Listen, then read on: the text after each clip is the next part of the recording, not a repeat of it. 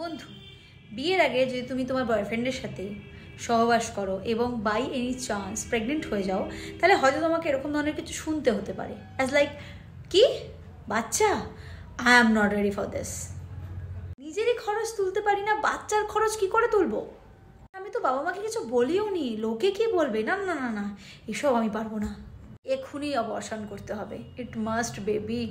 তাছাড়া আমরা তো প্রোটেকশন ইউজ করেছিলাম, তাহলে তুমি প্রেগনেন্ট হলে কি করে? এটা আমারই বাচ্চা তো, নাকি অন্য কারোর বাচ্চাটা আমার নামে চালানোর চেষ্টা করছো? বন্ধু, যে মানুষটা বাচ্চার দায়িত্ব নিতে পারে না সেই মানুষটা তোমাকে বাচ্চার মা বানিয়ে দিল, ভাবতে পারছো? কিন্তু এই জিনিসটাই যদি বিয়ের পরে হতো, তাহলে মানে আশীর্বাদের ফোয়ার আউট, সেই মানুষটাই আনন্দে লাফাতো, কি আমি বাবা হতে চলেছি, ভীষণ দারুণ খবর দিয়েছো গো, দারুণ খবর দিয়েছো।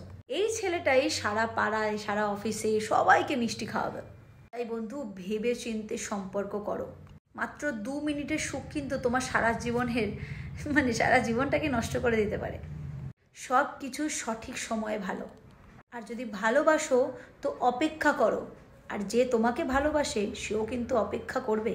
আর যদি এতই তাড়াতাড়ি থাকে, তাহলে মেন্টালি প্রিপেয়ার হয়ে যাও যে এই জিনিসটা কিছু হতে পারে।